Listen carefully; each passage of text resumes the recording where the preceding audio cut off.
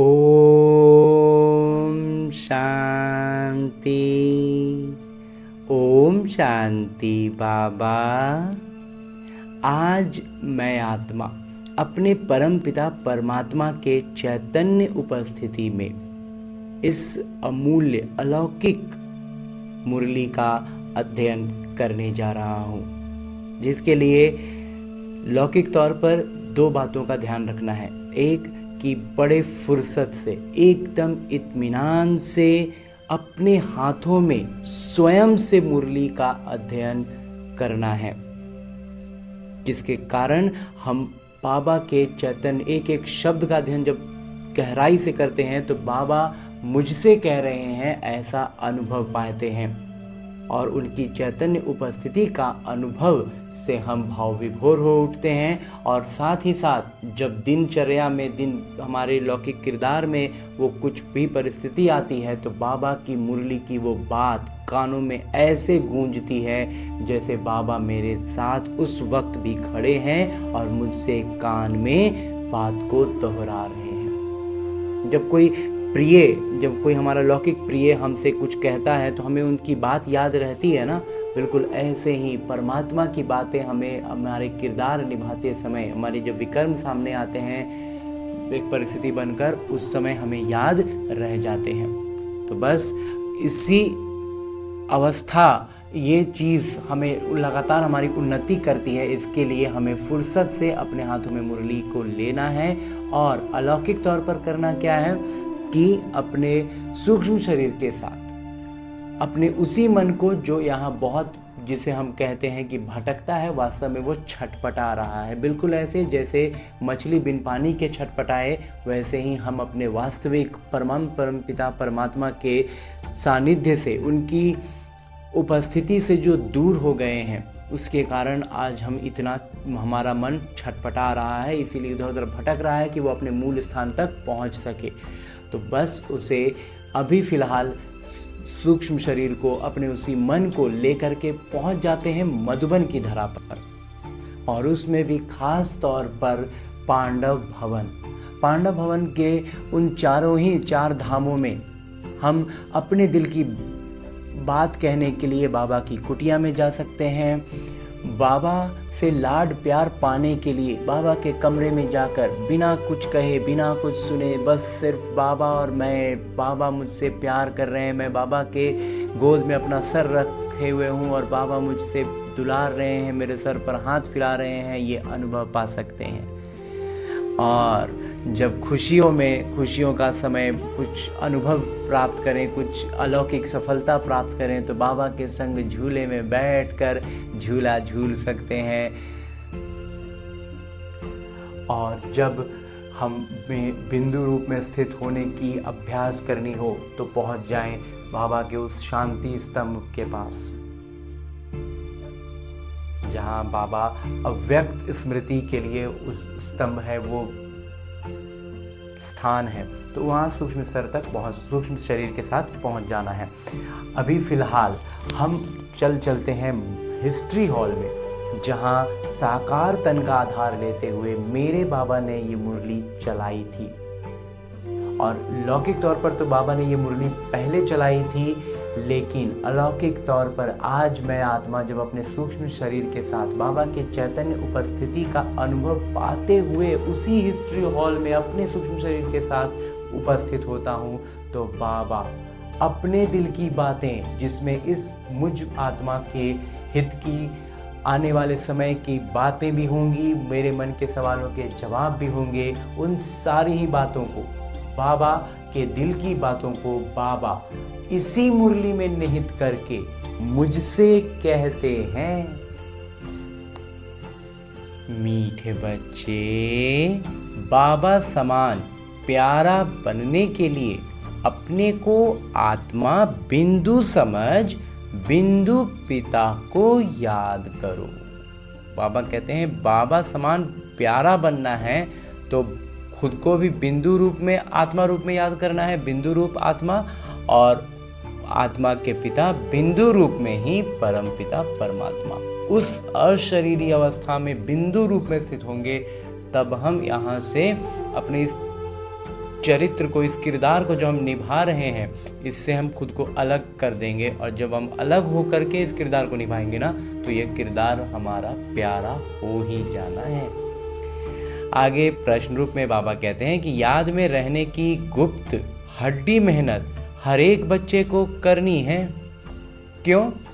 और कहते हैं याद में रहना है और गुप्त रूप से रहना है, मतलब किरदार निभाते हुए मन बुद्धि याद में रहे बाबा की, और उसमें एकदम तल्लीनता से लग जाना है, एकदम इसी को बाबा कहते हैं हड्डी मेहनत, आखिरी दम तक एकदम फुल एनर्जी, फुल पोटेंशियल लगा देना है इस याद में रहने में। हर एक बात, हर एक घटना, हर एक श्वासों श्वास एकदम बाबा की याद, बाबा की गुणवत्ताएं, बाबा की शक्तियां, हर समय बस बाबा, किरदार, अभ्यास, यही सब कुछ।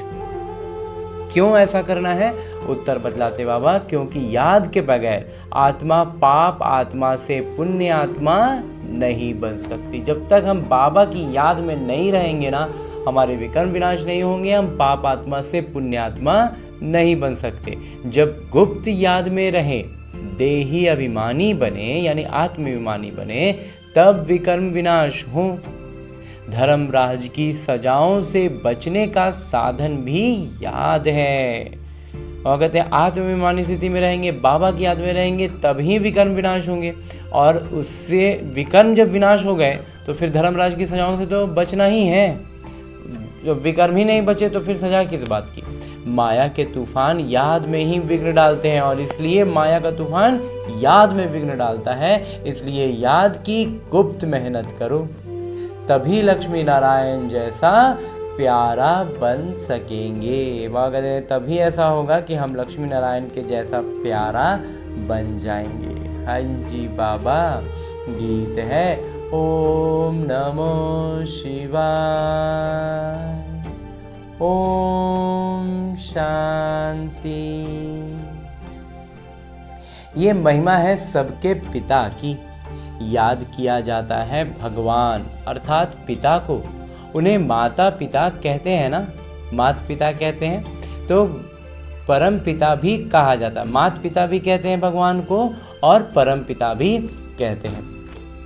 ये याद किया जाता है भगवान के लिए। ये सारी बातें हम कहते हैं और याद करते हैं। ऐसे नहीं सब मनुष्यों को गॉड फादर कहेंगे, मनुष्य को गॉड फादर थोड़ी कह सकते, परम पिता थोड़ी कहेंगे।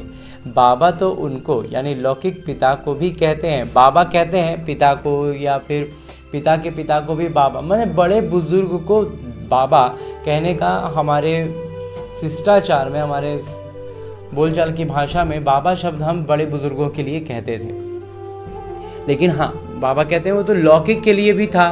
तो अभी जब हम अलौकिक में के लिए बाबा कहते हैं तो बहुत से लोग समझते हैं कि किसी व्यक्ति विशेष के लिए हम बाबा कह रहे हैं। तो उनको स्पष्ट करना पड़ता है कि हम निराकार परम पिता परमात्मा हमारे पिता हैं, हमारे हितैषी हैं, हमारे निकट के हैं, इसीलिए उनको हम बाबा कहते हैं। लौकिक पिता जिसको कहते हैं वो भी फिर पारलौकिक पिता को याद करते हैं। लौकिक पिता जो होते हैं हमारे, वो भी पारलौकिक पिता को ही याद करते हैं ना। वास्तव में याद करने वाली आत्मा है जो लौकिक पिता को भी याद करती है। लौकिक पिता को भी आत्मा ही याद करती है और पारलौकिक पिता को भी आत्मा ही याद करती है। वो आत्मा अपने रूप को, व्यवसाय को नहीं जानती है। आत्मा अपने को ही नहीं जानती तो परम पिता परमात्मा को कैसे जानेगी? वह कहते हैं करता सब आत्मा रहता है, याद भी आत्मा ही करता है, लेकिन वो जानता नहीं है, ना खुद को जानता है, तो अपने पिता को कैसे जानेगा? अपने लौकिक पिता को तो सब जानते हैं, उनसे वर्षा मिलता है, नहीं तो याद क्यों करें?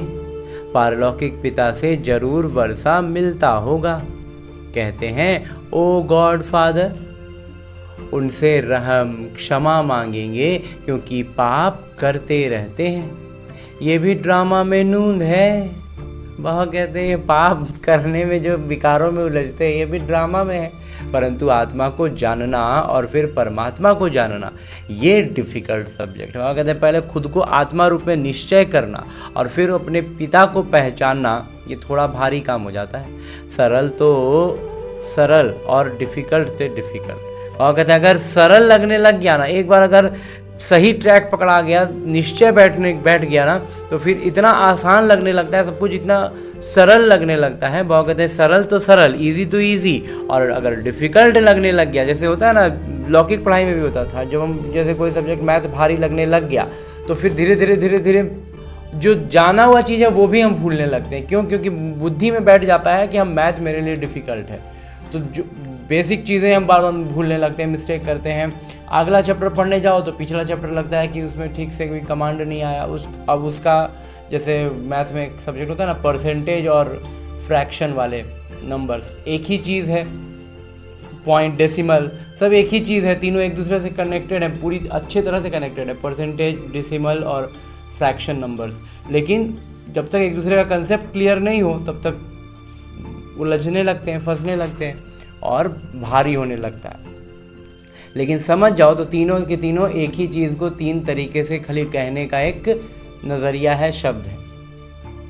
वैसे ही बाबा का ज्ञान को है, अगर जब हम अच्छे से समझ जाते हैं ना, फिर कहीं कोई परेशानी है ही नहीं, सब कुछ सरल ही सरल है। भले कितना भी साइंस आदि सीखते हैं, जिससे मून तक चले जाते हैं, वहाँ कहते हैं कितना भी साइंस का महारथ बन जाए, चांद पर चले जाएं, तो भी इस ज्ञान के आगे वो तुच्छ है। बाबा कहते हैं इस परम पिता परमात्मा के ज्ञान के आगे वो क्या है, मतलब एक बाबा कहते हैं उसको waste of time, waste of energy है वो सब।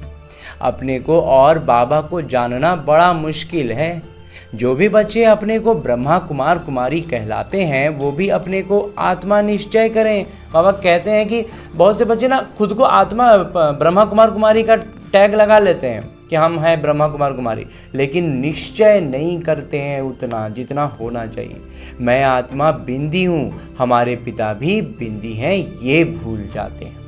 क्योंकि सफ़ेद वस्त्र धारण कर लिए लौकिक तौर पर, और मतलब बाहरी चीज़ें जो दो चार अंतर करनी, लहसुन प्याज नहीं खाना है, लेकिन अंदर का सूक्ष्म स्तर पर चेंज नहीं आया है। सूक्ष्म स्तर पर गलतियां करते हैं, बहुत सी चीज़ें ऐसी कर देते हैं जिनको उनको पता ही नहीं चलता है कि हम गलत कर रहे हैं। ऐसा नहीं होना चाहिए। ब्रह्मा कुमार का मतलब क्या हुआ? डीप अर्थ नहीं जान पाते हैं, उसके लिए मंथन, सबसे पहला चीज़ है मंथन, और उसका आधार है निश्चय। तो इसलिए निश्चय रखना है, मंथन करना है, मुरली को अच्छे से फुर्सत से पढ़ना है, सारी कंसेप्ट क्लियर होते जाएंगे। और नहीं रहेगा तो बाबा कहते हैं ये है डिफ़िकल्ट सब्जेक्ट। कंसेप्ट क्लियर नहीं होगा ना, दुनिया का कोई भी पढ़ाई हो उसमें अगर कंसेप्ट क्लियर नहीं है ना तो सब्जेक्ट डिफ़िकल्ट लगता है। अपने को आत्मा भी भूल जाते तो पिता को याद करना भी भूल जाते। खुद को आत्मा रूप में ही नहीं जानते हैं, भूल गए हैं, तो फिर अपने पिता को आत्मा परमात्मा रूप में कैसे जानेंगे, याद भी नहीं करेंगे। देही अभिमानी बनने का अभ्यास नहीं है। वास्तव में क्या है? आत्माभिमानी बनने का अभ्यास ही नहीं है। आत्मा बिंदी है, उनमें ही 84 जन्मों का किरदार नूंधा हुआ है। जो मैं आत्मा भिन्न भिन्न शरीर ले किरदार निभाता हूँ। ये घड़ी घड़ी भूल जाते हैं ये इस बात को कि मैं आत्मा हूँ, भिन्न भिन्न शरीर लेता हूँ और भिन्न भिन्न किरदार निभाता हूँ। ये बात पूरी तरह से भूल जाते हैं। मुख्य बात यही समझने की है। बाबा कहते हैं मूल तौर पर यही बात समझ में आ जाए ना तो बहुत सारा कंसेप्ट इसी में क्लियर हो जाता है। आत्मा और परमात्मा को समझने के सिवाय बाकी ज्ञान तो सबकी बुद्धि में आ जाता है। बाबा कहते हैं बाकी ज्ञान ना तो लौकिक जो गीता थी ना भक्ति की, उसमें भी बहुत सा ज्ञान हमें समझ में आता था, लेकिन कुछ बातों में हम कॉन्ट्राडिक्ट होता था तो वो समझ में आया। तो बाबा कहते हैं यहाँ भी मूल तौर पर जो मोटी मोटी बातें हैं वो तो समझ में आ जाती हैं। ये आत्मा परमात्मा और हमारा ये रोल सृष्टि चक्र, यही सब कुछ नया लगता है, बुद्धि में घुसने में नहीं समझ में आता है। उसी के लिए इस ब्रह्मा कुमार को बस इतना सा समझ में आता है मंथन से कि भगवान हमारी जो जानकारी का दायरा है उसके बाहर हो सकते हैं। बस इतना निश्चय करना है कि वो भगवान है और हम जितना कुछ भी जानते हैं उससे बाहर का अगर वो बता रहे हैं तो वो भगवान है, तो जाहिर सा बात है कि वो सही बताएंगे। एक चीज़ है। और दूसरा, हम जो जानते हैं जरूरी तो नहीं है कि भगवान हमारी जानकारी के दायरे के अंदर ही आए, उसी रूप में आए, उसी तरीके से आए, वहीं सब कुछ करें जो हम जानते हैं, तो ये ज़रूरी तो नहीं है। तो इसलिए इन सब बातों पर हम जब निश्चय करते हुए आगे बढ़ते हैं तो हम परमात्मा का अनुभव पाते हैं। हम 84 जन्म लेते हैं, सूर्यवंशी चंद्रवंशी बनते हैं। ये चक्र तो बहुत सहज है। समझ जाते हैं। ये चक्र समझने में वहाँ कहते दिक्कत नहीं होता है, परंतु सिर्फ चक्र को जानने से इतना फायदा नहीं है जितना अपने को आत्मा निश्चय कर बाबा को याद करने में फायदा है। क्योंकि आत्मा निश्चय करेंगे तो पहले तो जो विकर्म सामने आ रहा है उस समझ में आएगा कि मेरा ही गया हुआ था जो वापस आ रहा है, पहला चीज़। दूसरा चीज़, अभी जो मेरी प्रतिक्रिया होगी वो स्वतः पहले तो सरल स्वभाव की हो जाएगी। दूसरा, जब हम उसमें परमात्मा की याद में रहेंगे तो वो विशेष तौर पर उसमें परमात्मा शक्तियाँ शामिल हो जाती हैं। उतना शांति, प्रेम, ज्ञान, पवित्रता का उसमें संचार होता है। तो वो विकर्म जो हमें सजा के देने के लिए आया था वो उसमें वहीं के वहीं भस्म हो जाता है, और हमारा जो विकर्म है वो भस्म नाश हो जाता है, विनाश हो जाता है। इसलिए बाबा कहते हैं सिर्फ जानने से फ़ायदा नहीं है, आत्मा निश्चय करके बाबा को याद में रहने से फ़ायदा है। मैं आत्मा सितारा हूँ, फिर बाबा भी सितारे अति सूक्ष्म है, वहीं सद्गति दाता है। तो उनका भौतिक आकार में हमें नहीं फंसना है, उनकी शक्तियों को समझना है। उनको याद करने से ही विकर्म विनाश होने हैं। इस तरीके से कोई भी निरंतर याद नहीं करते हैं। बाबा कहते हैं जिस तरह से बाबा कहते हैं ना, इस तरह से कोई भी निरंतर याद तो बिल्कुल नहीं करते। देही अभिमानी नहीं बनते, आत्माभिमानी स्थिति में नहीं आते हैं। घड़ी घड़ी ये याद रहे मैं आत्मा हूँ। बाबा का फरमान है मुझे याद करो तो विकर्म विनाश होंगे। बाबा कहते हैं ये बाबा का सबसे प्राइम स्टेटमेंट है, मुझे याद करो तो विकर्म विनाश होंगे। और इसको इस ब्रह्मा कुमार ने अपने मंथन से अभी तक ये समझा है, अनुभव किया है, और अनुभव से भाव विभोर हुए हैं। बाबा की उपस्थिति का, उनके सानिध्य का अनुभव भी पाया है। विकर्मों को विनाश होते हुए देखे हैं, देखते हैं। अब तो ये अभ्यास में शामिल हो गया है, तो बहुत मज़ा आता है, बहुत टॉप लेवल की खुशी में झूमने लग जाते हैं। बाबा कहते हैं फरमान है बाबा का कि मुझे याद करो तो विकर्म विनाश होंगे। जो भी विकर्म है वो एक परिस्थिति बनकर सामने आएगा, और उस परिस्थिति पर जब हमारी प्रतिक्रिया पड़ती है उसी से उसमें ऊर्जा कहें, ताकत कहें, वो संचारित होती है। तो जब हम विकारों के अधीन होकर के जब उस पर प्रतिक्रिया देते हैं ना, तो इधर से विकारी ताकत गई, उधर पे वो विकार का तो आया ही था, विकारों का ही हिसाब किताब चुकता करने आया ही था। तो वो डबल ट्रिपल फोर्स के साथ हम ही को नुकसान करता है, हमारा ही नुकसान करता है। लेकिन जब हम इधर से परमात्मा शक्तियों का संचार करते हैं, परमात्मा गुणों से उसका स्वागत करते हैं, तो वो वही विकर्म का एनर्जी जो है ना वो एकदम से शून्य के स्तर पर हो जाता है। मतलब वो अगर जैसे टेम्परेचर कोई एक उदाहरण में जैसे 40 डिग्री का टेम्परेचर आया और हम भी इधर से 40 डिग्री 50 डिग्री का टेम्परेचर उसमें डाल दें, तो कुल मिला के वो 100 डिग्री 80-90 डिग्री हो जाएगा, और लगभग 100 डिग्री हो गया, और वो हम पर गिरेगा तो क्या होगा। 40 डिग्री हम सहन कर सकते हैं, नॉर्मल तौर पर देखा जाए तो 40 डिग्री टेम्परेचर का पानी हम सहन कर सकते हैं, और 40 डिग्री हमारे सामने आया और दोनों का टेम्परेचर ऐड हो जाए तो 80 डिग्री 90 डिग्री का टेम्परेचर हमारा शरीर बर्दाश्त नहीं कर सकेगा, जलने लग जाएंगे। तो बस वैसे ही होता है, ये विकर्म का जो कहानी है ना, ये बिल्कुल वैसे ही है। तो वहीं अगर हम इधर से शून्य डाल दें तो क्या होगा, वो मतलब वो सीधा 40 में शून्य माइनस से होकर 40 नहीं आएगा। ये परमात्मा शक्ति है, परमात्मा गुण है, तो वो मतलब होता है जैसे मल्टीप्लिकेशन वाला हाल हो जाएगा। और अगर उसको अगर एडिशन की जगह मल्टीप्लिकेशन देखें तो 40 × 40 160 डिग्री हो जाएगा। तो वो तो एक कंट्रोल से बाहर हो जाएगा, मतलब एक सेकंड में हमारा बुरा हाल हो जाएगा। और वहीं 0 से मल्टीप्लाई कर दें तो वो 0 डिग्री हो जाएगा। तो इसलिए विकर्म वहीं का वहीं विनाश हो जाता है। और ये इस ब्रह्मा कुमार का निज अनुभव है। छोटे छोटे तो अनुभवों से भरते जा रहे हैं, बड़े बड़े भी अनुभव कई एक हो चुके हैं। विकर्म विनाश बाबा की याद से होने का बस सिर्फ और सिर्फ अभी तक का इस ब्रह्मा कुमार का ये मंथन और अनुभव दोनों रहा है, इसलिए काफ़ी पुख्ता अनुभव करते हैं। बाबा आगे कहते हैं, मैं बिंदी हूँ ये किरदारधारी आकर बना हूँ। मैं एक बिंदी आत्मा हूँ जो एक किरदार निभाने के लिए आया हूँ, और ये किरदार फिर मैं जी क्यों रहा हूँ? सिर्फ और सिर्फ पुराने विकर्मों का विनाश करने के लिए, और अभ्यास बढ़ाकर पूरी तरह से आत्माभिमानी स्थिति में आकर के देवताई गुणों से 100% युक्त होने के लिए अभ्यास चाहिए। और वही अभ्यास के लिए मैं इस किरदार को निभा रहा हूँ। जैसे ही मैं उस अवस्था में पहुँचूँगा, ये शरीर छूट जाएगा और मैं स्वर्ग में देवताई शरीर के साथ पहुँच जाऊँगा।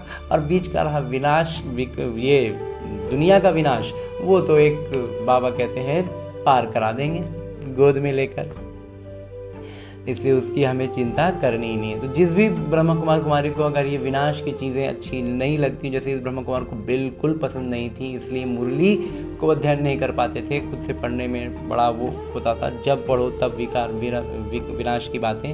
तो इसलिए क्या किए, अब जब बाबा का ज्ञान को समझने लग गए, तब फिर धीरे धीरे समझ में आ गया कि वो विनाश की जो लीला है, वो मतलब हम जो बच्चे बाबा की याद में एकदम तल्लीनता में समा जाएंगे ना, एकदम लवलीन हो जाएंगे, तो सीधा बाबा उसको पार करा देंगे। हमें उस सब में अशरीरी अवस्था, अभी कल के अव्यक्त मुरली में बाबा ने कह दिया ना, 10-10 मिनट का एकदम टाइमिंग दे दिया बाबा ने। 10 मिनट का ऐसा अभ्यास हो अशरीरी का कि उस 10 मिनट में वो दुनिया में फिर बाहर क्या हुआ, कैसे हुआ, क्यों हुआ, कुछ भी हमें फ़र्क नहीं पड़ेगा। हम अपनी आत्मिक अभिमानी स्थिति में, अशरीरी स्थिति में अभ्यास करते हुए पार हो जाएंगे, और सब कुछ हमारे लिए मतलब जो भी होना वो हो गया, और हम एकदम क्लीन एंड क्लियर पार हो जाएंगे। तो बस यही समझना है। इसी के लिए बाबा 10 मिनट टाइमिंग के साथ अभ्यास करने के लिए अभी से दिन में 24 बार कह रहे हैं। बहुत बहुत बहुत बड़ा होमवर्क है, बहुत बड़ा चैप्टर कहें एक तरह से। अभी तक के अभ्यास में हम इतना लंबा समय बैठकर अभ्यास नहीं कर पाते, अशरीरीपन का अभ्यास इस ब्रह्म कुमार अभी तक तो नहीं हो पाता है। फरिश्ता स्वरूप में आ जाते हैं। बाबा ने उसके पहले वाले संडे में कहा था 12 बार फरिश्ता स्वरूप, 12 बार अशरीरी बिंदु रूप। तो बिंदु रूप में ना अभी भी उतने अच्छे से नहीं होता है। फरिश्ता स्वरूप का मंथन करते हुए देवताई स्वरूप में सूक्ष्म शरीर के साथ कहीं भी पहुंचना करना हो जाता है, आसान लगता है। बिंदु रूप में अभी उतना आसानी से नहीं हो पाता है। बाबा ने इतना बड़ा होमवर्क दिया है, देखते हैं, इसका मंथन करते हैं। जैसे जैसे कुछ और आगे में युक्तियाँ समझ में आती जाएंगी, साझा करते चलेंगे। इसलिए बाबा कहते हैं कि मेरे में 5 विकारों की कट चढ़ी हुई। ये बात हमें अब समझ जानी है कि मैं बिंदी हूँ और ये किरदार निभाने आया हूँ अभ्यास करने के लिए। मेरे में 5 विकारों की कट चढ़ी हुई है, आयरन एज में है। मैं अभी उस अवस्था में है ना, हम लोग अभी लोहे की अवस्था है, जंग लगी हुई। अब गोल्डन एज में जाना है, तो अब हमको वहाँ जाने की तैयारी करनी है। इसलिए बाबा को बहुत प्यार से याद करना है, तभी तो बाबा की गुणवत्ताएं और शक्तियाँ मुझ आत्मा में भरेंगी, और ये लोहे की जंग लगी हुई अवस्था यहीं पर विनाश हो जाएंगी, और हम स्वर्णिम अवस्था में प्राप्त करके उस स्थान पर पहुँच जाएंगे। बाबा जबरदस्त कहते हैं इस रीति से बाबा को याद करेंगे तब कट निकल जाएगी। तो जो इस ब्रह्मा कुमार का भी मंथन चल रहा है, उसके हिसाब से इस ब्रह्मा कुमार को ऐसा लग रहा है कि बाबा कह रहे हैं कि इसी रीति से याद करो तब कट निकल जाएगी। और ये है मेहनत, और इसमें मेहनत तो लगता है। शुरुआत में काफ़ी ज़्यादा मेहनत लगती है। छोटी परिस्थितियों का अभ्यास बढ़ता है तो बड़ी परिस्थितियों पर लागू कर पाते हैं। और अभ्यास और मेहनत, सजगता, ये लगातार करते रहना है। सेवा की लबार तो बहुत मारते हैं, और कहते हैं सेवा की बातें, जिसको बाबा ने एक बार नामधारी सेवा की संज्ञा दी थी, उसकी बाबा कहते हैं बहुत बातें करते हैं। आज ये सेवा की, बहुत प्रभावित हुए, परंतु शिव बाबा समझते हैं आत्मा और परमात्मा के ज्ञान पर कुछ भी प्रभावित नहीं हुआ। बाबा कहते हैं जो नामधारी सेवा करते हैं ना, इधर जा रहे हैं, उधर जा रहे हैं, ये कर रहे हैं, वो कर रहे हैं, 50 तरह का मतलब जो दुनिया में दिखाई दे ऐसा काम बहुत कर रहे हैं, लेकिन और बोलते हैं बहुत ये हुआ वो हुआ, बहुत प्रभावित हुए, हम तो बहुत अच्छा से समझा दिए ये वो। लेकिन बाबा कहते हैं कि शिव बाबा समझते हैं कि आत्मा और परमात्मा के ज्ञान पर कुछ भी प्रभावित नहीं, उन पर कोई प्रभाव ही नहीं पड़ा आपके कहने से। भारत स्वर्ग और हेल कैसे बनता है, 84 जन्म कैसे लेते हैं, सतो रजो तमो में कैसे आते हैं, सिर्फ ये सुनकर प्रभावित होते हैं। बाबा कहते हैं आत्मा और परमात्मा का जो मूल बात है ना, उसको नहीं समझते हैं। बाकी सतो रजो तमो का चक्र समझ में थोड़ा बहुत आता है, उसको सुन के प्रभावित होते हैं। 84 का जन्म सुन के थोड़ा प्रभावित होते हैं, क्योंकि उनको थोड़ा 84 लाख जन्म हम लोग जानते थे भक्ति में, तो उनको थोड़ा सा ये सब बातें थोड़ी अलग लगती हैं, सिर्फ ये सुनकर प्रभावित होते हैं। तो इन सब बातों में थोड़ा सा सोचते हैं, थोड़ा सा लगता है कि कुछ अलग बता रहे हैं। परमात्मा निराकार हैं ये भी समझ जाते हैं। बाकी मैं आत्मा हूँ, मेरे में 84 जन्मों का किरदार भरा हुआ है। बाबा भी बिंदी हैं, उनमें सारा ज्ञान है, उनको याद करना है। ये बातें कोई भी समझते नहीं। बाबा कहते हैं मैं आत्मा हूँ, बिंदी रूप हूँ, 84 जन्म का किरदार भरा हुआ है, परमात्मा बिंदी हैं, उनमें सारा ज्ञान है और उन्हीं को याद करना है। ये सारा बात एकदम से बुद्धि से ऊपर जाता है, समझते नहीं, मुख्य बात समझते नहीं है। तो मूल बात तो यही है, इसी को नहीं समझते हैं। विश्व का इतिहास भूगोल का ज्ञान बाबा ही देते हैं। गवर्नमेंट भी चाहती है कि वर्ल्ड का इतिहास भूगोल, विश्व का इतिहास भूगोल होना चाहिए। ये तो उनसे भी सूक्ष्म बातें हैं। आत्मा क्या है, उनमें कैसे 84 का किरदार है, 84 जन्मों का किरदार है, कैसे है, ये समझना चाहिए। वो भी अविनाशी और वो किरदार भी बाबा कहते हैं अविनाशी है। ये याद करना कि अपने को बिंदी समझना और बाबा को याद करना, जिससे विकर्म विनाश हो, इस योग में कोई भी तत्पर नहीं रहते। बाबा कहते हैं ये जो याद है ना, याद योग कहें, ये याद कहें, बाबा तो एक ही कहते हैं। तो याद करने का ये जो तरीका है कि अपने को बिंदी समझना और बाबा को याद करना, जिससे विकर्म विनाश हो, इस तरह की याद में कोई भी तत्पर, बाबा कहते हैं, नहीं रहते हैं। विकर्म विनाश करने के लिए तो इस ब्रह्मा कुमार के पास जो मंथन है वैसे हो भी रहा है, लेकिन बिंदी रूप में समझने से ना और बेहतर होगा, मतलब फिनिशिंग और आएगा। अभी क्या है, मोटा मोटा समझ में आ रहा है, हम अनुभव कर रहे हैं, लेकिन बाबा आज बतला रहे हैं कि बिंदी रूप में जब हम खुद को स्थापित करेंगे ना, इसी के लिए बाबा ने होमवर्क भी दिया हुआ है कि दिन में 12 बार कम से कम बिंदी रूप में अपने आप को स्थित करो। तो उससे उस स्थिति में स्थित होकर के जब करेंगे ना, तो अभी मतलब होता है ना, जैसे कोई काटना, कोई चीज़ सीख गए लेकिन जैसे तैसे काट लेते हैं, किसी तरह काम चला ले रहे हैं, और एक होता है इतनी फिनिशिंग से कटिंग होती है कोई चीज़ें कि पता भी नहीं चलता कि कट हुआ है। तो बिल्कुल उस तरह का फिनिशिंग के लिए बहुत वेल फर्निश्ड जिसको कहा जाता है, उसके लिए है कि हमें बिंदी रूप में बाबा यहाँ कहते हैं याद करना। लेकिन इसमें अभी तक कोई तत्पर नहीं रहते इस याद में। इस याद में रहें तो बहुत लवली हो जाएंगे। बाबा कहते हैं अगर इस तरह से याद में रहेंगे ना तो बहुत ज़्यादा प्यारे हो जाएंगे। अभी तो सबके प्यारे बनते जा रहे हैं, बाबा कहते हैं और प्यारे हो जाएंगे। ये लक्ष्मी नारायण देखो कितने लवली हैं। लक्ष्मी नारायण जितना लवली तो नहीं है ना, अभी उतना बनना है। यहाँ के मनुष्य तो देखो कैसे हैं, खुद भी कहते हैं हमारे में कोई गुण नहीं, मानते हैं इस बात को। हम जैसे मलेच्छ हैं, आप स्वच्छ हैं। जब अपने को आत्मा निश्चय कर बाबा को याद करें तब सफलता मिले, नहीं तो सफलता बहुत थोड़ी मिलती है। समझते हैं हमारे में बहुत अच्छा ज्ञान है, विश्व का इतिहास भूगोल हम जानते हैं, परंतु योग का किरदार नहीं बताते हैं।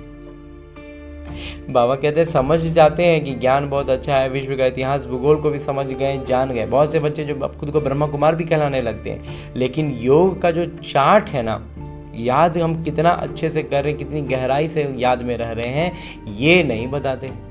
मुश्किल कोई है जो इस अवस्था में रहते हैं। बाबा कहते हैं पूरी तरह से याद में रह सकें जिस तरह का बाबा कहते हैं, इसमें मुश्किल ही है कि कोई रहता है।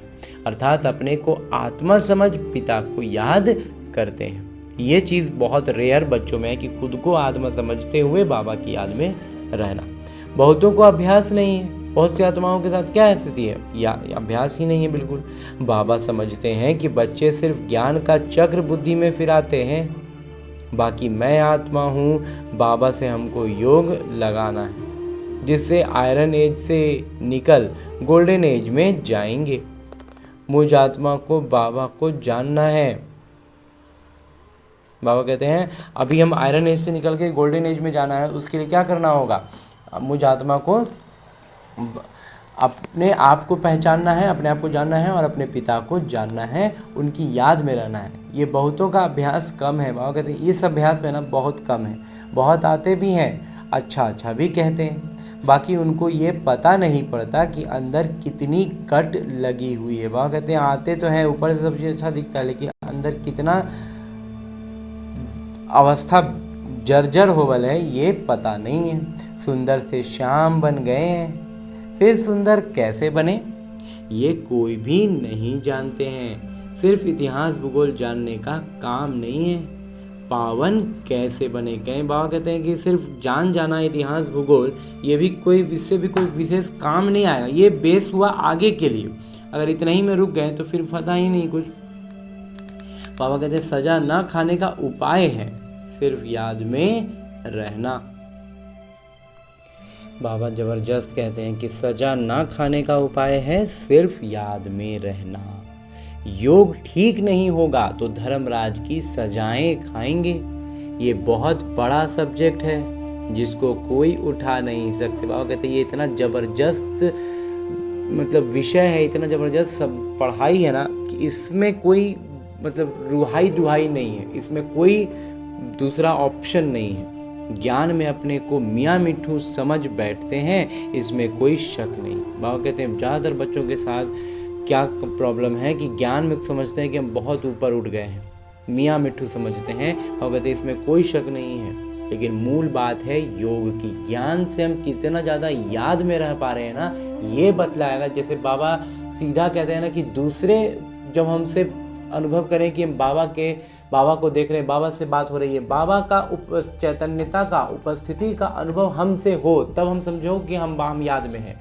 और याद में हैं इसके लिए ज्ञान, नहीं तो मुख से हमें लगता है कि हम बहुत अच्छा ज्ञान समझते हैं, लेकिन बाबा आज एकदम स्पष्ट कह दे रहे हैं अगर याद में रह पा रहे हैं तब तो ज्ञान का होना सक्सेसफुल है। वो मतलब हम ज्ञान स्पष्ट हुआ तभी याद में रह पाएंगे, याद में है तभी ज्ञान हमारा सही हुआ। नहीं तो हम खाली कह रहे हैं कि हम बहुत, जैसे कहते हैं बहुत याद में रहते हैं, याद में रहते हैं, और बाबा की प्रत्यक्षता ही नहीं हो रही, बाबा की गुणवत्ता ही नहीं झलक रही है, तो याद में हम नहीं है।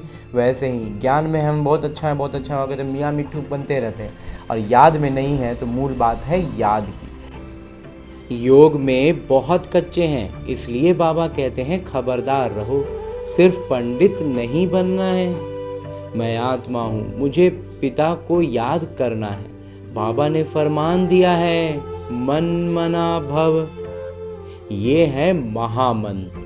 अपने को सितारा समझ, पिता को भी सितारा समझो, फिर बाबा को याद करो। बाबा कहते हैं खुद को भी आत्मा समझो, पिता को भी आत्मा समझो, बिंदु समझो, और तब याद करो। बाबा का कोई बड़ा रूप नहीं सामने आता है, तो देही अभिमानी बनने में ही मेहनत है। बाबा कहते हैं बड़ा रूप और वो सब जो भक्ति में था वो सब कुछ नहीं, महीन है, मैं आत्मा भी बिंदु हूँ, बाबा भी बिंदु हैं, और उस तरह से याद करना, इसी में तो मेहनत है। विश्व के महाराजा महारानी एक बनते हैं जिनकी लाखों प्रजा बनती है। प्रजा तो बहुत है ना। इतिहास भूगोल को जानना तो सहज है, परंतु जब अपने को आत्मा समझ पिता को याद करेंगे तब पावन बनेंगे।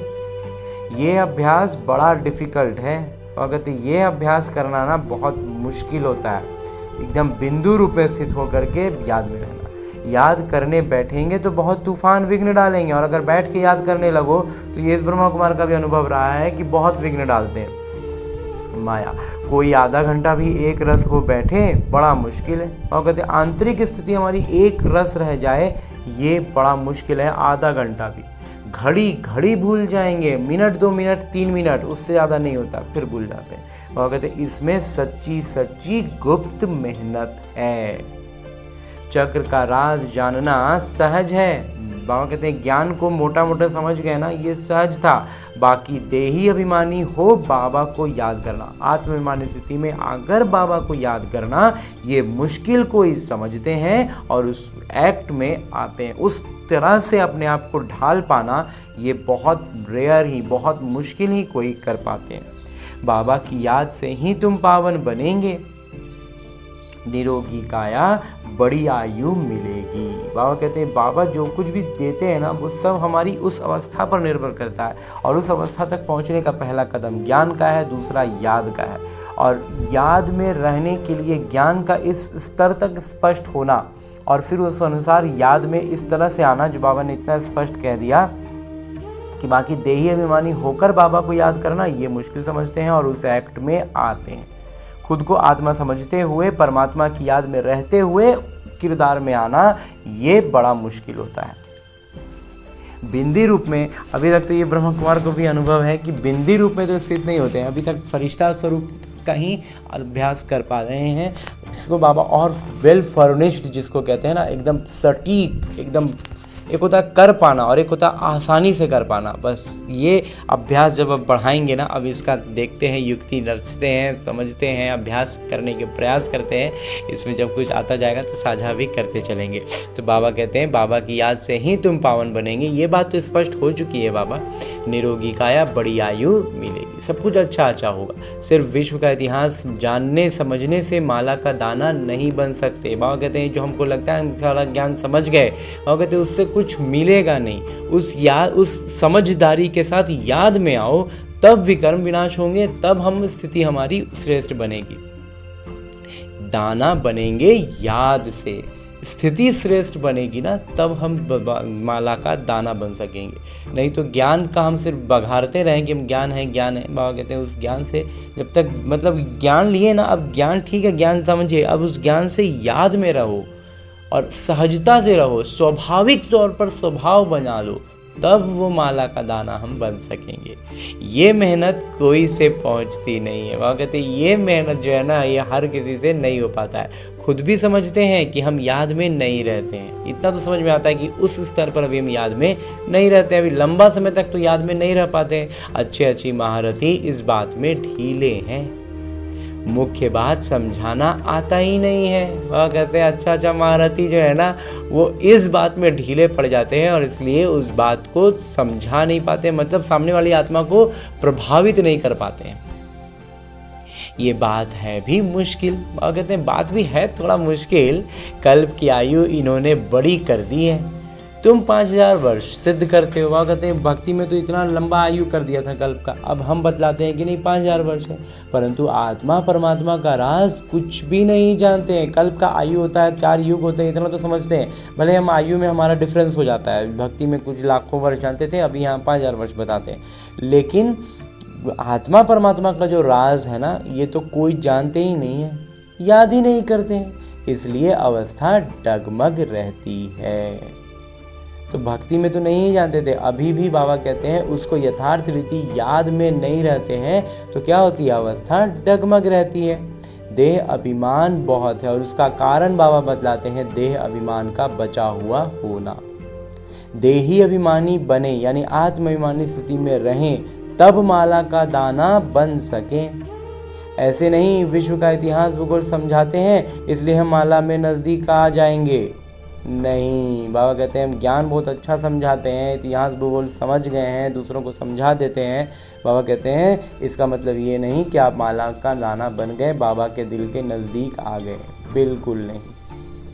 आत्मा इतनी छोटी है, इसमें 84 जन्मों का किरदार भरा हुआ है। इस बात को पहले पहले बुद्धि में लाना है, फिर चक्र को याद करना है।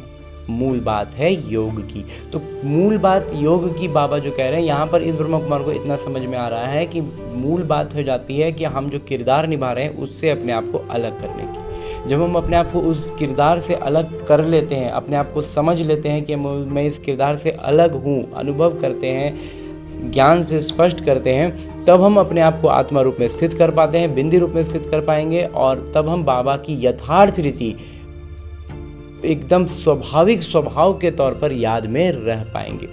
और सब कुछ उसी याद पर निर्भर करता है, और उसी के लिए इस लौकिक जीवन को एक अभ्यास पुस्तिका समझना, अलग अलग जो नाते रिश्ते वस्तुएं परिस्थितियाँ आती हैं उसको एक सब्जेक्ट समझना और उस सब्जेक्ट को अभ्यास की दृष्टि से देखना, ये सब उसी का एक एक अध्याय है।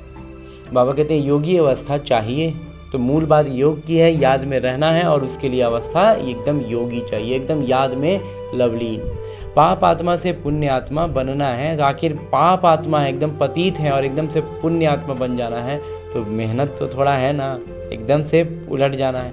आत्मा पवित्र होगी योग से, योग बल वाले ही धर्मराज के डंडों से बच सकते हैं। बाबा कहते हैं योग बल, बाबा की याद से ही विकर्म विनाश होंगे, और जब विकर्म विनाश होंगे तो हम धर्मराज के डंडों से, सजाओं से बच सकते हैं। और दूसरा फिर कोई दूसरा ऑप्शन नहीं है। एक ऑप्शन है बाबा की याद से अपना विकर्म विनाश कर लो तो बच जाएंगे, और नहीं तो फिर सजाएं खानी ही पड़ेंगी।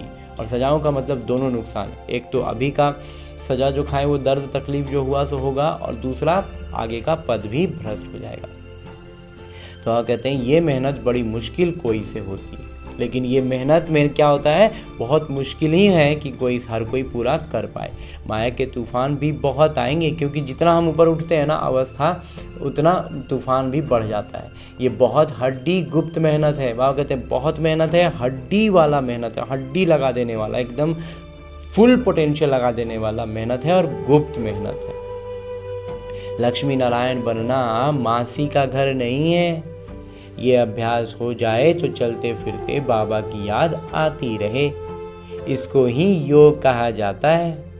बाकी ये ज्ञान की बातें तो छोटे छोटे बच्चे भी समझ जाएंगे।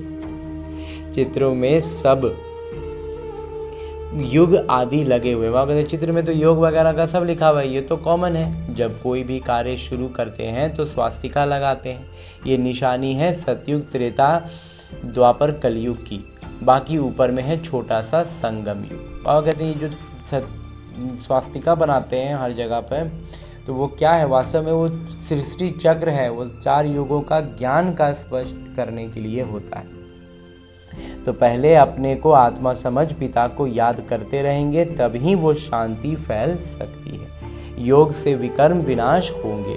सारी दुनिया इस बात में भूली हुई है, आत्मा और परमात्मा के बारे में। और कहते हैं आत्मा परमात्मा के इस ज्ञान के बारे में पूरा दुनिया ही भूला हुआ है, इसीलिए तो इतना भयंकर बुरा हालत में फंसा हुआ है। कोई कहते परमात्मा हजारों सूर्यों से तेजोमय है, परंतु ये हो कैसे सकता। जब कहते हैं आत्मा सो परमात्मा, फिर तो दोनों एक हुए ना। एक तरफ कहते हैं आत्मा सो परमात्मा, और दूसरी तरफ कह देते हैं कि आत्मा परमात्मा हजारों सूर्य से तेजोमय है। छोटे बड़े का फर्क नहीं पड़ सकता। इस पर भी समझाना है। आत्मा का रूप बिंदी है, आत्मा सो परमात्मा है तो परमात्मा भी बिंदी ठहरे ना। इसमें फर्क तो हो ना सके। सब परमात्मा हो जाएं तो सब क्रिएटर हो जाएं, तो फिर तो सब रचयिता हो जाएगा ना। सर्व की सद्गति करने वाले तो एक पिता है ना, बाकी तो हर एक को अपना किरदार मिला हुआ है। ये बुद्धि में बिठाना पड़े, समझ की बात है।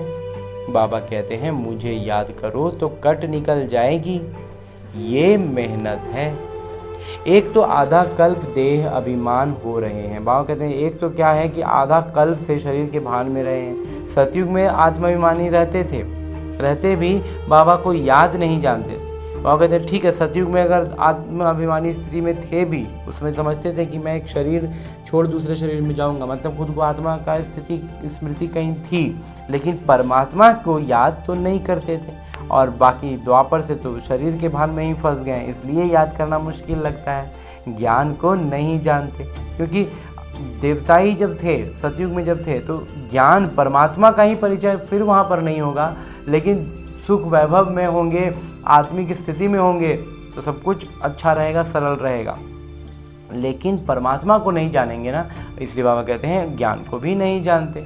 क्योंकि द्वापर के बाद से और शरीर का भान में फंसे तो और ही भूल गए हैं, इसलिए अभी हमें इतना मुश्किल हो रहा है। इस समय को जो तुमको ज्ञान मिलता है वो ज्ञान गुम हो जाता है। वो कहते हैं अभी जो ज्ञान वास्तव में मिल रहा है ना, ये ज्ञान गुम हो जाएगा।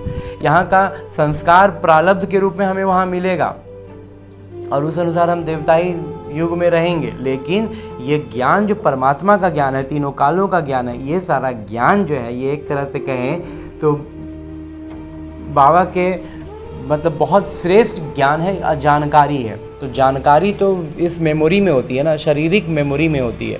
तो वो मेमोरी ख़त्म, ये शरीर ख़त्म तो वो मेमोरी ख़त्म। बस संस्कार जाएंगे आत्मा के साथ, ये मेमोरी नहीं जाएगी। तो वहाँ इसलिए बाबा कहते हैं वहाँ सिर्फ इतना जानते हैं कि हम आत्मा एक शरीर छोड़कर दूसरा लेते हैं, किरदार निभाते हैं। इसमें फ़िक्र की क्या बात है। बाबा कहते हैं उसमें तो फ़िक्र का कोई बात ही नहीं होता है, हर एक को अपना अपना किरदार निभाना है। रोने से क्या होगा, ये समझाया जाता है। अगर कुछ समझे तो शांति आ जाए। खुद समझेंगे तो औरों को भी समझाएंगे, और खुद जहाँ समझ गए तो फिर दूसरों को भी समझाएंगे। बुजुर्ग लोग समझाते भी हैं, रोने से क्या वापस थोड़े ही आएंगे। जब कोई शरीर छोड़ते हैं तो शरीर छोड़ आत्मा निकल गई, इसमें रोने की क्या बात है? वो एक शरीर छोड़ दूसरे शरीर में गए ना, बस हमसे कम्युनिकेशन एक तरह से कहें तो रुक जाता है। हमें एग्जैक्टली नहीं पता होता है कि कहाँ गए हैं, लेकिन जैसे लौकिक रीति में कोई कहीं जाता है और वो हमें मालूम हो अगर कि बहुत अच्छी जगह जा रहे हैं और जाने में भी कोई उनको तकलीफ़ नहीं है, तो हम खुश ही रहेंगे ना। बस वैसे ही है, अज्ञान काल में भी ऐसे समझते हैं, परंतु वो ये थोड़े ही जानते हैं कि आत्मा और परमात्मा क्या चीज़ है। अज्ञानता में भी ये सारी बातें तो हम समझते थे कि ये जो है हमारे रोने से वो वापस नहीं आएंगे, लेकिन अब हमें ये समझ में आता है कि हमारे रोने से उस आत्मा तक हमारी वो जो कशिश जा रही है उस आत्मा को भी खींचेगी, और वो चूँकि वापस आ नहीं सकती तो उसको भी दर्द होगा, कष्ट होगा, तकलीफ़ होगी। तो अब हम वो काम नहीं करते हैं। तो आत्मा में खाद पड़ी है, वो तो समझते आत्मा निर्लेप है। यहाँ वास्तव में हमें बाबा समझाते हैं कि आत्मा में खाद पड़ गया है, और वहाँ समझाया गया था कि आत्मा निर्लेप है। तो ये बहुत महीन बातें बाबा जानते हैं, बहुत बच्चे याद में रहते नहीं हैं। बाबा कहते हैं ये बहुत महीन स्तर पर समझने की बात है, और इस महीन स्तर पर याद में रहना, ये बाबा कहते हैं बाबा को मालूम है कि इतना बच्चे याद में रहते नहीं हैं। सिर्फ समझाने से क्या होगा? बहुत प्रभावित हुआ, परंतु इसका कोई कल्याण थोड़े ही हुआ। बाबा कहते हैं प्रभावित हुआ, हमारी बोलचाल की बातों से प्रभावित होंगे, हम बहुत अच्छा अच्छा तर्क दे देंगे, युक्तियां लगा के बोल देंगे। बाबा कहते हैं लेकिन उससे प्रभावित नहीं होंगे ना, कल्याण नहीं हुआ। प्रभावित होंगे मतलब मुख से लगेगा कि बहुत अच्छा बोल रहे हैं, बहुत अच्छा बता रहे हैं, लेकिन बाबा कहते हैं उनका कल्याण थोड़ी ही हुआ। बिल्कुल वैसे ही साक्षात्कार के जैसे साक्षात्कार हो गया, बाबा कहते हैं उससे फ़ायदा क्या? बस वही चीज़ है, प्रभावित हुए, बहुत अच्छा ज्ञान सुनाया, लेकिन कल्याण नहीं ना हुआ। आत्मा परमात्मा की पहचान मिले तब समझें बरोबर हम उनके बच्चे हैं, तब ही पतित पावन है, बाबा ही पतित पावन। तो ये बात समझेंगे कि बाबा ही पतित पावन है, हमको आकर दुख से छुड़ाते हैं, और वो भी बिंदी हैं, तो बाबा को निरंतर याद करना पड़े। बाकी इतिहास भूगोल जानना कोई बड़ी बात नहीं है। बाबा कहते हैं बाकी इतिहास भूगोल जानने का बात कोई बहुत बड़ा बात थोड़ी है, बल समझने के लिए आते हैं, परंतु इस अवस्था में तत्पर रहें कि मैं आत्मा हूँ, इसमें ही मेहनत है। आत्मा परमात्मा की बात तो तुमको भी बाबा ही आकर समझाते हैं, तो ये सारा ज्ञान तो बाबा ही नहीं समझाया। बाबा के आने के पहले कोई भी थोड़ी जान सकता था। बाबा कहते किसी को पता ही नहीं था, खुद आकर के बतलाए तब ना हम जाने। बाबा कहते हैं सृष्टि का चक्र तो सहज है। बाबा कहते हैं ये सारी बातें तो भक्ति में भी हम समझते थे कि सतयुग, त्रेता, द्वापर, कलयुग होता है, ये चक्र तो होता है। ये बाबा कहते हैं ये तो सहज है, लेकिन जितना हो सके उठते बैठते देही अभिमानी बनने की मेहनत करनी है, आत्माभिमानी स्थिति में रहने का अभ्यास करना है। आत्माभिमानी बहुत शांत रहते हैं, और आत्माभिमानी बनने का मतलब ही हो जाएगा कि हमारी अवस्था आत्मिक स्थिति में होगी, मतलब शांत होंगे, प्रेम पूर्ण होंगे, पवित्रता का अनुभव होगा। समझते हैं मुझे साइलेंस में जाना है, निराकारी दुनिया में जाकर विराजमान होना है। हमारा किरदार अभी पूरा हुआ, अब तो बस एकदम लास्ट समय हो गया, एकदम अब पूरा हुआ कि हुआ। बाबा का रूप छोटा बिंदी समझेंगे, वो कोई बड़ा लिंग नहीं है, बाबा बहुत छोटे हैं, वही ज्ञानवान सर्व के सद्गति दाता है, और मैं आत्मा भी ज्ञानवान बन रहा हूँ। ऐसा चिंतन जब चले तब ऊंच पद पा सकें। दुनिया भर में कोई आत्मा और परमात्मा को नहीं जानते। बाबा कहते पूरा दुनिया भर में ना कोई भी आत्मा और परमात्मा का यथार्थ ज्ञान नहीं जानते। तुम ब्राह्मणों ने अब जाना है, सन्यासी भी नहीं जानते, ना आकर समझेंगे, वो तो सब अपने अपने धर्मों में ही आने वाले हैं, हिसाब किताब चुकतू कर चले जाएंगे। और कहते वो सब अपना अपना धर्म में ही दोबारा उसको आना है ना, वो 84 का चक्र, वो 84 जन्मों में नहीं आएंगे, तो इसलिए वो अभी अपना हिसाब किताब चुकता करेंगे और चले जाएंगे। तुमको ही ये मेहनत करने से बाबा से वर्षा मिलेगा, हमें मेहनत भी करनी है और बाबा से वर्षा भी लेना है। अब फिर देही अभिमानी बनना है, आत्माभिमानी बनना है। दिल तो आत्मा में है ना, और कहते हैं जिस दिल की हम बात करते हैं वो दिल आत्मा का होता है, आत्मा को ही दिल बाबा से लगाना है। दिल शरीर में नहीं है, शरीर वाला जो हृदय है ना वो अलग है, जो हम दिल से कहते हैं ना कि हम दिल से कहो मेरा बाबा, तो वो वाला जो दिल है ना वो आत्मा में है। वो मन जो हुआ, मन जिसको लौकिक भौतिक शरीर में कहीं पर डिटेक्ट ही नहीं होता है कि मन कहाँ पे होता है, वैसे ही ब्रेन है, मस्तिष्क है, लेकिन उसमें बुद्धि जो है, बुद्धिमत्ता जिसको कहते हैं, जो समझदारी, वो लौकिक तौर में फिजिकल कोई अंग है थोड़ी। मन, बुद्धि और संस्कार ये आत्मा के हिस्से हैं, ये शरीर में कहीं डिटेक्ट हो ही नहीं सकते। इसलिए बाबा कहते हैं जो दिल से लगाना है ना, ये दिल बाबा से लगाना, ये दिल शरीर का हिस्सा अंग नहीं है। शरीर के तो सब स्थूल अंग हैं, दिल को लगाना ये आत्मा का काम है। अपने को आत्मा समझ फिर परमात्मा पिता से दिल लगानी है। आत्मा बहुत सूक्ष्म है, कितनी छोटी सूक्ष्म आत्मा किरदार कितना निभाती है। वहाँ कहते आत्मा इतना छोटा है, सूक्ष्म है, और किरदार कितना निभाता है। ये है कुदरत। इतनी छोटी चीज़ में कितना अविनाशी किरदार भरा हुआ है, वो कभी मिटने वाला नहीं है, बहुत सूक्ष्म है। तुम कोशिश करेंगे तो भी बड़ी चीज़ याद आ जाएगी। वहाँ कहते हम कोशिश भी करते हैं तो क्या होता है, उतना छोटा स्तर पर हम याद कर ही नहीं पाते हैं। मैं आत्मा छोटा सितारा हूँ तो बाबा भी छोटे हैं। तुम बच्चों को पहले पहले मेहनत ये करनी है। इतनी छोटी सी आत्मा ही इस समय पतित बनी है, और वही आत्मा इस विकारों में उलझ के पतित बन गया। आत्मा को पावन बनाने का पहले पहले ये उपाय है। सबसे पहला उपाय है पढ़ाई पढ़नी है। बाकी खेलना कूदना तो अलग बात है, वह कहते हैं वो सब किरदार में जो है जैसा, वो सब एक अलग चीज़ हो गया। पहले परमात्मा का जो ज्ञान है उसको पढ़ाई पढ़ना है, और उस अनुसार से अपने आप में बाबा की याद में रहते हुए आत्मिक स्थिति की जागृति करनी है, जिससे वो गुणवत्ताएं, वो शक्तियाँ जागृत हों, उससे विकर्म विनाश हों, और हम ज़्यादा से ज़्यादा बाबा की याद में रहें, और तब हम श्रेष्ठ बनेंगे। तो पहले पहले सबसे पहले पढ़ाई है, ज्ञान है। खेलने का भी एक हुनर है, पढ़ाई से मर्तबा मिलता है। बाबा कहते हैं खेलना भी एक हुनर है, ठीक है, लेकिन मर्तबा तो पढ़ाई से मिलता है ना। तो खेल को हम लोग यहाँ पर अगर बाबा के ज्ञान, अलौकिक ज्ञान से देखें तो वो क्या है, बाबा कह रहे हैं खेल का मतलब हो गया अभ्यास। अभ्यास को एक खेल की तरह, जो हमारा ये किरदार है ना, ये एक खेल की तरह इसको देखना है। तो इसमें भी बाबा कहते हैं हुनर है। बाकी पढ़ाई का इसमें जितना इस्तेमाल करेंगे, ज्ञान का जितना इस्तेमाल करेंगे, ये उससे मर्तबा मिलेगा। खेल कूद से मर्तबा नहीं मिलता है। खेल आदि के डिपार्टमेंट अलग होती है। वहाँ कहते हैं खेल, और लौकिक तौर पर देखें तो जैसे लौकिक में पहले कहा जाता था कि खेलोगे कूदोगे तो बनोगे खराब, पढ़ोगे लिखोगे तो बनोगे नवाब। तो बाबा यहाँ पर उसी चीज़ का लौकिक अर्थ में भी बतला रहे हैं कि खेल कूद से एक, हालांकि आजकल स्पोर्ट्स में भी बहुत ऊंचा ऊंचा करियर हो जाता है, लेकिन स्पोर्ट्स में भी सारे स्पोर्ट्स में नहीं है ना, मतलब गिने चुने हैं। तो वही सिंह बाबा कह रहे हैं कि खेल कूद से भी मर्तबा नहीं मिलता है। खेल आदि का डिपार्टमेंट एकदम अलग होता है, और उनसे ज्ञान व योग का कनेक्शन नहीं है। ये भोग आदि लगाना भी खेल है। मुख्य बात है याद की। यहाँ पर अभी लास्ट लाइन में बाबा से ये समझ में आया कि खेल का मतलब जो लौकिक रीति की विधि विधान, रीति रिवाज, ये सब में जो फंसते हैं ना, ये सब बाबा कहते हैं खेल है।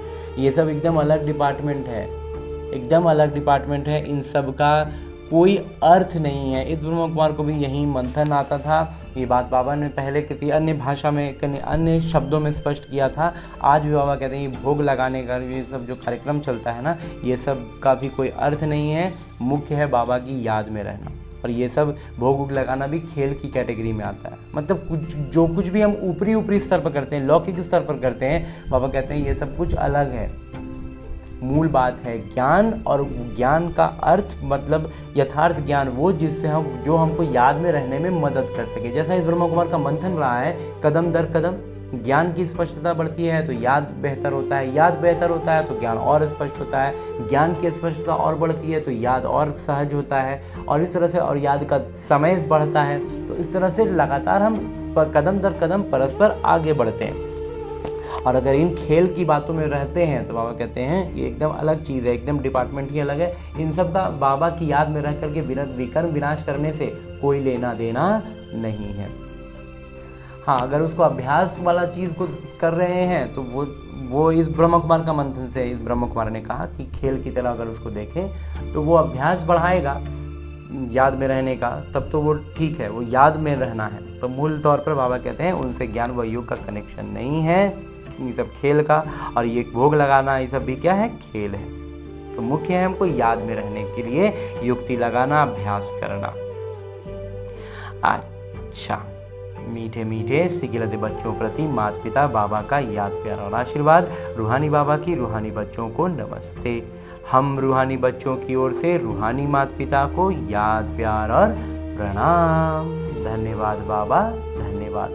मुरली के लिए भी धन्यवाद, और इस अनूठे अलौकिक ब्राह्मण जीवन के लिए भी बहुत बहुत बहुत धन्यवाद बाबा, बहुत धन्यवाद। आगे आज की मुरली से लिए गए वो प्रमुख बिंदु हैं जिन्हें हमें अपने ब्राह्मण जीवन में धारण करने हैं। और ब्राह्मण सो फरिश्ता, फरिश्ता सो देवता बनना है। उसके लिए जो सबसे पहली बिंदु है वो है धर्मराज की सजाओं से बचने के लिए याद की गुप्त मेहनत करनी है। पावन बनने का उपाय है अपने को आत्मा बिंदी समझ बिंदु पिता को याद करना। वह कहते हैं पावन बनने का बस उपाय यही है कि खुद भी बिंदु रूप में स्थित हो जाओ और अपने बिंदु पिता को याद में रहो। दूसरा है ज्ञान में अपने आप को, दूसरा है ज्ञान में अपने आप को मियाँ मिट्ठू नहीं समझना है, एक रस अवस्था बनाने का अभ्यास करना है। बाबा का जो फरमान है उसे पालन करना है। बाबा कहते हैं ज्ञान से मियाँ मिट्ठू मत बनो कि हम बहुत ज्ञान समझते हैं, हमको ज्ञान समझ में आ गया और ये और वो। ज्ञान समझ में आ गया इसका मतलब है कि हम याद में कितना आए।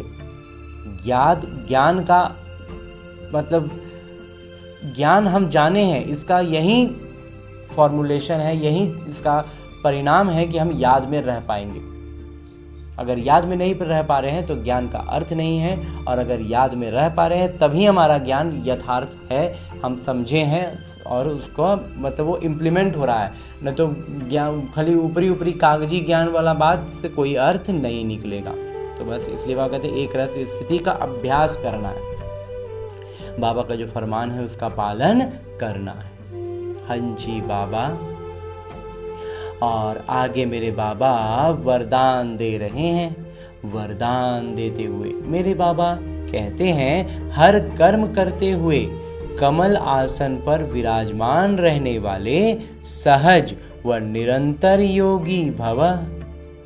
और कहते हैं हर कर्म करते हुए ना अपने आप को कमल आसन पर रखो, मतलब हर एक के जो यहाँ की उलझने हैं, बातें हैं, उन सबसे ऊपर कमल आसन पर विराजमान रहने वाले, और सहज और निरंतर योगी रहना है। तब क्या होगा, हम एकदम सहज रह पाएंगे, सरल स्वभाव के साथ रहेंगे और निरंतर बाबा की याद में रहेंगे, जब अपने आप को इस किरदार से अलग आत्मा समझते रहेंगे।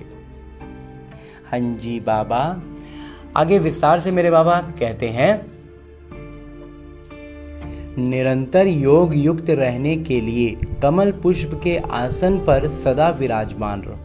और कहते हैं निरंतर योग युक्त रहने के लिए क्या करना है, कमल पुष्प के आसन पर सदा विराजमान रहना है, अपने आप को इस किरदार की उलझनों से ऊपर रखना है। लेकिन कमल आसन पर वहीं स्थित रह सकते हैं जो लाइट हैं। हल्का रहेंगे तब तो कमल आसन पर बैठेंगे ना, कमल पुष्प पर चढ़ेंगे। किसी भी प्रकार का बोझ अर्थात बंधन ना हो, भारी रहेंगे तो ऊपर जा ही नहीं सकेंगे ना। मन के संकल्पों का बोझ, संस्कारों का बोझ, दुनिया की विनाशी चीज़ों की आकर्षण का बोझ, लौकिक संबंधियों की ममता का बोझ, जब ये सब बोझ खत्म हो तब कमल आसन पर विराजमान निरंतर योगी बन सकेंगे। वह कहते कोई भी बंधन या बोझ नहीं होना चाहिए। तो बंधन और बोझ का फिर डिटेल बाबा बताते हैं कि कौन कौन सा बोझ बंधन या बोझ है। तो मन के संकल्पों का बोझ, संस्कारों का बोझ, जो रावण के सानिध्य में बन गया है, रावण के राज्य में बन गया है, तो संस्कारों का बोझ, दुनिया की विनाशी चीज़ों के प्रति जो आकर्षण होता है वो उसका बोझ, या फिर लौकिक संबंधियों की ममता का बोझ, उनसे भी एक होता है ना ममत्व हो जाता है, और कहते उन सब भी बोझ में आता है, बंधन में आता है। तो ये जब सब बोझ समाप्त हो जाए, ख़त्म कर लेंगे, तभी हम कमल आसन पर विराजमान रहकर निरंतर योगी बन सकेंगे। हाँ जी बाबा। और आगे स्लोगन है, मुरली का उपदेश है, सहनशीलता का गुण धारण कर लो तो असत्यता का सहारा नहीं लेना पड़ेगा। वहाँ कहते हैं सहनशीलता का गुण भर लो ना, तो फिर कहीं पर भी वो लगता है ना कि अरे झूठ बोल के किसी का हम फ़ायदा ही कर रहे हैं, कुछ अच्छा ही कर रहे हैं। कई बार झूठ बोलने में हमारे साथ ये होता है, लेकिन बाबा कहते हैं तुम सहनशीलता का गुण धारण कर लो ना, फिर ये असत्यता का सहारा लेना नहीं पड़ेगा, लौकिक दुनियावी चीज़ों में उलझना नहीं पड़ेगा, उसमें जाना ही नहीं पड़ेगा, सहन कर लेंगे। बाबा है ना साथ में। हाँ जी बाबा। और अभी तक हमने परमपिता परमात्मा से इतना श्रेष्ठ, अमूल्य, अलौकिक, साकार मुरली को परमपिता परमात्मा के चैतन्य उपस्थिति में अध्ययन करने का प्रयास किया और उनकी उपस्थिति का अनुभव भी किया ना। अब मेरे बाबा इसी अव्यक्त स्वरूप में स्थित रहकर एक इशारा देते हैं कि महान बनने के लिए मधुरता और नम्रता का गुण धारण करो, और ये गुण धारण करने के लिए हमें हर दिन अलग अलग इशारे देते हुए, इसकी स्पष्टता को बढ़ाते हुए, इसे हमें धारण करवाने के लिए आज जो इशारा बाबा हमें दे रहे हैं वो है कि किसके संस्कार सरल मधुर होते हैं, किसी के संस्कार सरल होते हैं, मधुर होते हैं, तो वो संस्कार स्वरूप में आते हैं, स्वरूप में वो चीज़ झलकेगा ही, वो सब मासूमियत झलकेगा ही उसका। जब संस्कार माता पिता के समान बन जाएंगे तो माता पिता के स्वरूप सभी को देखने में आएंगे। जैसे माता पिता वैसे हूबहू वही गुण, वही कर्तव्य, वही बोल, वही संकल्प अनुभव होंगे, सभी के मुख से निकलेगा, ये तो वही लगते हैं। हाँ जी बाबा। जब साधारण रूप में हम कोई बच्चा, आजकल हम देखते हैं ना लौकिक तौर पर, कोई बच्चा में बहुत चेहरे में बहुत मासूमियत दिखती है, एकदम लगता है जैसे मासूमियत एकदम टपक रहा है। और कुछ बच्चे ना छोटे हैं, वो रूप में, साइज़ में, उम्र में छोटे हैं, लेकिन आत्मा की स्थिति जैसी होगी उनमें वो मासूमियत नहीं दिखता है, क्रोध वरोध दिखते रहेगा, एकदम छोटा छोटा 3 साल 4 साल का बच्चा एकदम क्रोध में तमतमाया हुआ रहेगा, तो वो उसमें वो नहीं दिखेगा। जो बाबा कहते हैं, लेकिन जो मासूम होता है ना, वो मधुरता उसके स्वरूप में दिखाई पड़ती है, उसका चेहरा से ही दिखता है कि एकदम मासूम बच्चा है। तो बिल्कुल वैसे ही बाबा कहते हैं जब परमात्मा के गुण से हम अपने आप को भरपूर करेंगे ना, तो वो हमारे स्वरूप में नज़र आएगा, वही गुण। बाबा कहते हैं जैसे माता पिता वैसे हूबहू वही गुण, वही कर्तव्य, वही बोल, वही संकल्प अनुभव होंगे, और सबके मुख से, सभी के मुख से निकल जाएगा, ये तो वही लगते हैं, एकदम बाबा जैसे लगते हैं। हाँ जी बाबा, बस यही इस लौकिक जीवन का अब परम उद्देश्य है बाबा, इस शरीर के साथ ये अवस्था तक पहुंचना ही है बाबा। अच्छा।